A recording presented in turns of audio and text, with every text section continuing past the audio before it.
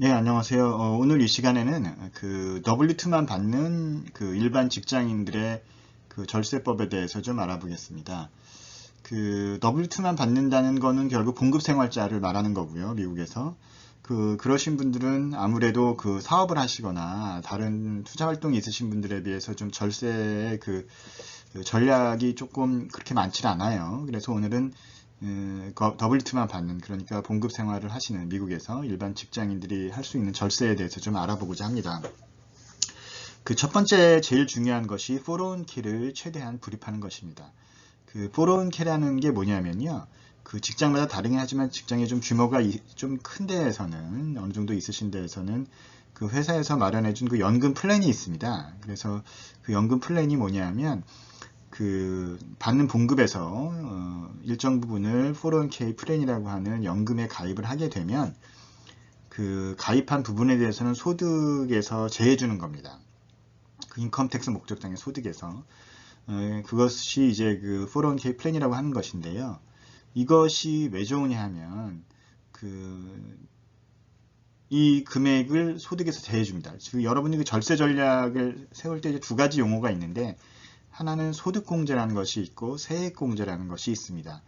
소득공제는 예를 들어서 그 5,000불의 소득공제가 있다고 하면 5,000불의 세금을 줄이는 것이 아니라 5,000불의 소득을 줄입니다. 그래서 그 절세 효과는 줄인 소득 5,000불 곱하기 본인의 세율, 만일에 본인의 세율이 30%라면 5,000불 곱하기 30, 1,500불이 그 절세, 그 세금의 효과가 되겠고요. 그 세액공제 5,000불이라고 하면은 세금 5,000불을 단박에 한꺼번에 줄여주는 겁니다. 이걸 이제 텍스 크레딧이라고 하는데, 그래서 소득공제와 세액공제는 같은 절세 전략이긴 하지만 절세 효과는 좀 다르다. 같은 금액이라면 그 텍스 크레딧이 훨씬 더 혜택이 크고 직접적으로 세액을 줄여주기 때문에 소득공제는 줄여진 소득 곱하기 세율만큼을 그 절세를 해준다, 이렇게 아셔야 되고, 그 용어의 차이는 인컴 디덕션, 하나는 텍스 크레딧, 이렇게 부른다. 자, 그러면 401k는 어디에 들어가느냐? 소득 공제에 들어갑니다. 그러니까 예를 들어서 내가 뭐 금년에 19,500불에 그 401k를 가입했다 그러면 19,500불 곱하기 본인의 세율만큼이 절세가 되는 것이죠. 자, 제가 잠깐 19,500불을 언급했습니다. 이게 뭐냐면요.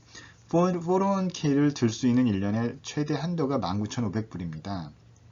그래서 저희들이 흔히 보는 경우가 이제 W2를 가져오시면 그 납세자분들이 납입한 그 401k 금액은 W2에 라인 넘버 12번의 D라는 항목으로 표시가 됩니다. 그 금액이 이제 401k를 가입한 금액이 되는데, 제가 이번에 제 친구 세금 보고를 좀 해주면서 이제 발견했던 것이 뭐냐면 그 12번 D 401k 금액이 좀 작았어요. 그래서 제가 이거를 최대한 가입하라 이렇게 충고를 해줘가지고 이제 많이 가입하게 됐는데요.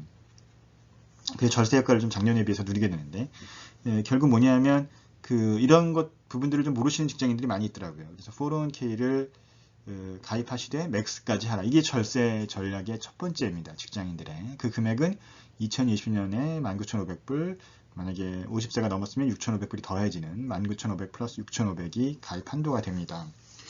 이게 401k가 있는 직장이 굉장히 특혜예요. 어떤 면에서. 왜냐하면 401k가 없는 규모가 좀 작은 직장들의 경우에는 이제 본인들이 IRA를, 만약에 절세를 위해서 연금을 구입한다면 IRA라고 부르는 Individual Retirement Account를 구입하셔야 되는데, 그 한도가 6,000불, 50세가 넘으면 7,000불 이렇게 제한적이에요. 그래서 401k 비교하면 IRA 금액의 3배 정도를 그 401k가 할 수 있게 더 금액이 크죠. 그러니까 401k가 직장이 있으시다 그러면 상당히 좀 절세에 있어서 폭이 그래도 넓고요.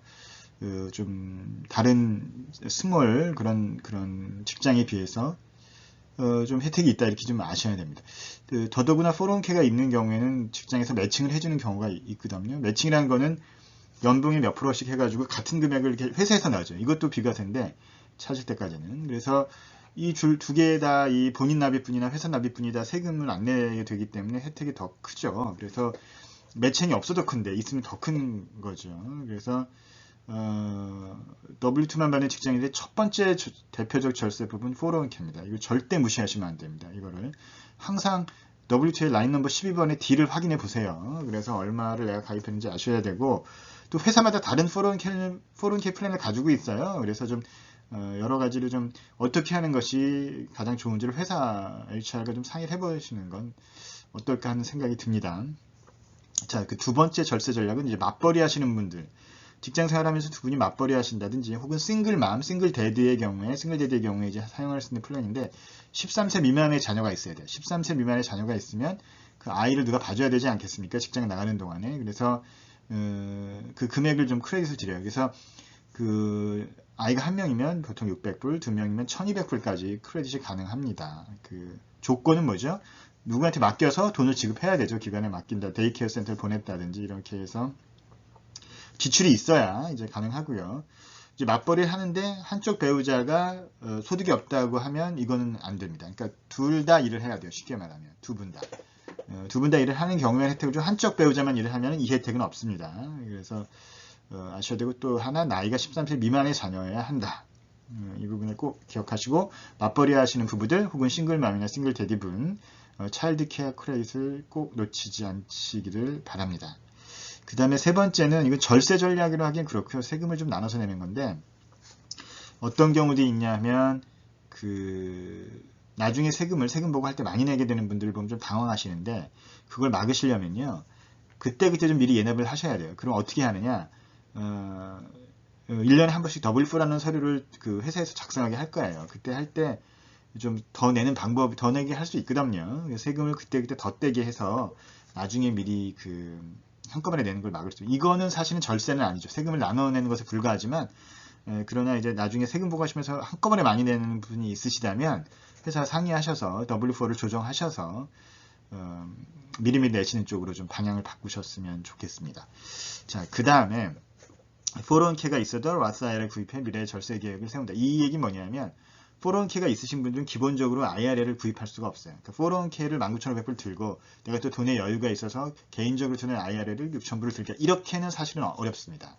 불가능한 건 아니지만 소득에 따라 어렵습니다. 그래서 401k가 있어서 많이 했고 그런데 또 더 여유가 있어 좀 더 연금 플랜이 절세를 하고 싶다 하면은 이제 택할 수 있는 것이 로스 IRA. 근데 이것은 지금 절세가 되는 게 아니라 나중에 돈을 찾을 때 절세가 됩니다. 그래서 이거는 당장 절세가 되는 건 아니지만 나중에 절세가 된다는 그런 차원에서 좀 소개를 해드리고 더구나 이제 소개해드린 이유는 401k와 일반적인 트레디셔널 IRA는 같이 가입할 수가 없는데 이거는 같이 가입이 됩니다. 그래서 로스 IRA를 같이 가입하시는 것은 미래 절세 전략을 해서 좋은 방법이다.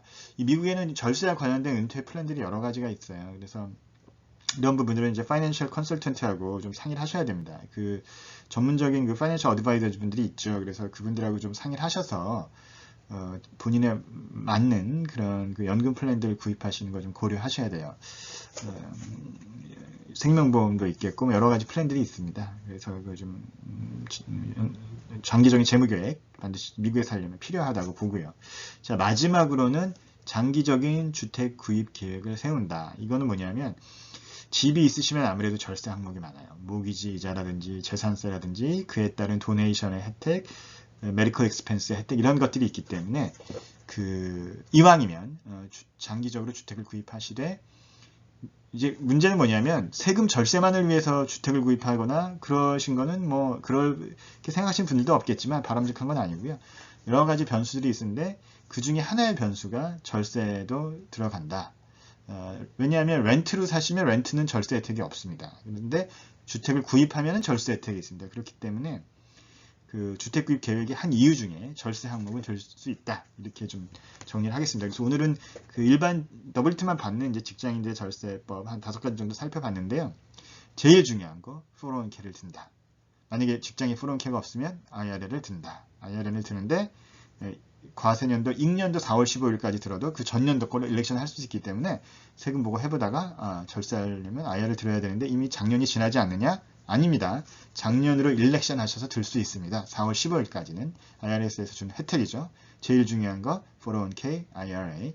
뭐 요새 구글 서치 해보시면 얼마든지 이거에 대해서 나옵니다. 그래서 이 컨셉을 이렇게 이해를 하시고 한번 본인의 절세 이게 어떤 게 좋은가 하면서 구글 좀 서치해 보시고 또 회사에도 물어보시고 또 은행이나 보험회사 분들한테도 좀 물어보시고 해서 그 절세를, 직장인들 별로 절세할 게 없거든요. IRA나 401k 절세를 통해서 꼭 세금을 줄이시기를 권유드립니다. 네, 감사합니다.